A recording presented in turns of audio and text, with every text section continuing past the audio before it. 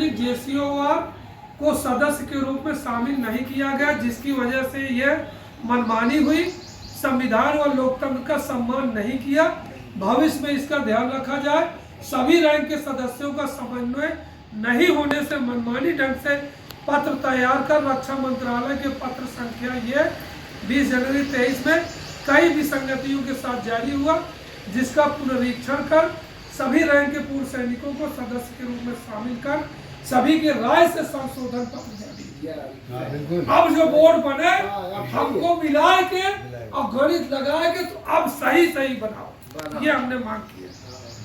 ये सांसद ने भी भेज दिया है और हमने जिलाधिकारी महोदय को दिया, उन्होंने भेज दिया। 25 फरवरी को सैनिक बंधु में फिर से दिया ज्ञापन, जिला सैनिक बंधु को वो ज्ञापन भी गया। मीटिंग को लेकर के आप किस तरह की चर्चा करेंगे? जिस हिसाब से आप बैठक है ना आपकी, हाँ, तो किस टॉपिक पे कर रहे हैं आप? वीर सेनानी पूर्व सैनिक कल्याण समिति प्रयागराज की आज मासिक बैठक है। इस बैठक में हमारे पूर्व सैनिक भाई और हमारी बहनें इलाहाबाद के कोने कोने से, देहात और नगर क्षेत्र से यहाँ पहुँचे हैं। आज हम पूर्व सैनिकों की जो 1 रैंक 1 पेंशन 2 की समस्या है, उसकी विसंगतियां हैं, उस पर चर्चा करेंगे और हमने अभी तक क्या किया है और आगे क्या करने की रणनीति है, उस रणनीति को बनाने क्या करेंगे आप के लिए हम यहाँ आएंगे। क्या करना चाहेंगे आप? अभी तक हमने 20 फरवरी को जिलाधिकारी महोदय को ज्ञापन दिया, उसके बाद माननीय सांसद केसरी देवी पटेल जी को ज्ञापन दिया। किस विषय पे दिया? OROP 2 की विसंगतियां, जो जेसीओ OR को पेंशन में विसंगति हो गई, 20 जनवरी को रक्षा मंत्री जो लेटर इशू किया उसमें कई कमियां हैं, उसको दूर करने के लिए हम लोगों ने इस तरह का काम शुरू किया कि सरकार इसको संशोधित करे, जिसमें जिलाधिकारी महोदय को ज्ञापन दिया, माननीय सांसद महोदय को दिया। 25 फरवरी को पुनः जिला सैनिक बंधु में पूरे बोर्ड के बीच में सभी सैनिकों की ओर से माननीय रक्षा मंत्री को संबोधित ज्ञापन जिलाधिकारी को दिया।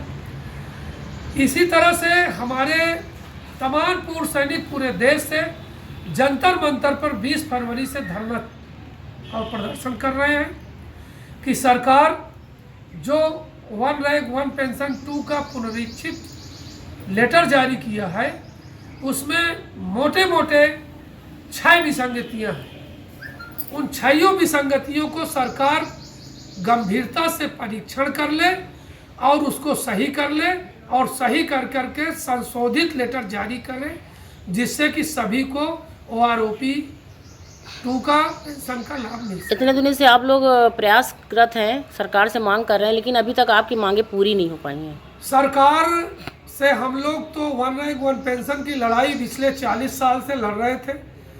2014 में सरकार ने इसको पूरी तरह से लागू किया। उस समय उतनी विसंगतियां नहीं थी और लोगों ने स्वीकार करके और 14 में OROP 1 पेंशन का लाभ पाया। क्या मांग कर रहे हैं अब? क्या मांग सरकार से क्या कहेंगे? हर 5 साल बाद उसका पुनरीक्षित होने का नियम सरकार ने बनाया, तो 14 के बाद 5 साल बाद 19 में पुनरीक्षित होना चाहिए था, जो नहीं हुआ। 22 में इन्होंने पुनरीक्षित करके OROP 2 को सुप्रीम कोर्ट के आदेश के बाद इसको किया और हड़बड़ी में इन्होंने लेटर जारी कर दिया, जिससे जेसीओ OR को पेंशन ना के बराबर मिली और वहीं पे अधिकारियों को इससे दुगनी और ज़्यादा मात्रा में पेंशन दे दी गई। इस रेशियो में कमी हो गई, क्योंकि ये पेंशन पे स्केल की तरह नहीं है, यह अलाउंस है, वेतन वृद्धि है। पेंशन वृद्धि को बराबर ढंग से बांटना चाहिए था। अच्छा पटेल जी, ये बताइए कि जो ये लागू हुआ है OROP, तो उसमें किसको फायदा हुआ है? किस किस रैंक को फायदा है, किस रैंक को नुकसान है, थोड़ा बताइए। OROP में जो हमने लेटर पढ़ा है और उसका मैट्रिक्स टेबल देखा है, उसमें अधिकारियों को सबसे ज़्यादा फायदा हुआ है, जेसीओज में नायब सूबेदार से ऑनरेरी कैप्टन को 0 पॉइंट पे है, उसको 1 पैसा भी नहीं मिला है। बल्कि अगर 7वें वेतन आयोग से कंपेरिजन करें तो 500 रुपए से लेकर के 1,500-2 हज़ार रुपये तक माइनस में गया है। इसके अलावा जो सिपाही से हवलदार तक हैं उनको बहुत कम रेशियो में कुछ न कुछ दिया गया है। किसी को 12,000, किसी को 22,000, किसी को 26, किसी को 28, या जिस तरह से उनका कुछ रेशियो बनाए हैं उनको कुछ फ़ायदा हुआ है। बाकी सारा फायदा जो बजट मिला वो अधिकारियों के हिस्से में गया। असल में गलती यहाँ सरकार ने ये कर दी कि जो उन्होंने बोर्ड और कमेटी बनाई थी उसमें सिपाही जेसीओ रैंक को मेंबर नहीं बनाया था, केवल अधिकारी ही मेंबर थे या सचिव लोग ही मेंबर थे, जिसकी वजह से उनको ज्ञान नहीं हो सका कि सिपाही से हवलदार की तड़पन क्या है, नायब सूबेदार से ऑनरेरी कैप्टन की तड़पन क्या है, और इन दोनों लोगों ने सीमा पे कितनी तकलीफ सह करके नौकरी की है, और उस तकलीफ के एवज में जो पेंशन की वृद्धि होनी चाहिए वो नहीं हो रही है। अगर वो लोग वहाँ बोर्ड में होते तो अपनी बात रखते तो शायद ये गलती ना होती। इसी गलती को सुधारने की बात हो रही है। अफसर को ज्यादा मिला, हमें इस बात से घृणा नहीं है, लेकिन रेशियो नीचे तक सीढ़ी ऐसी बनानी चाहिए थी जिससे सबको उसका लाभ मिला होता।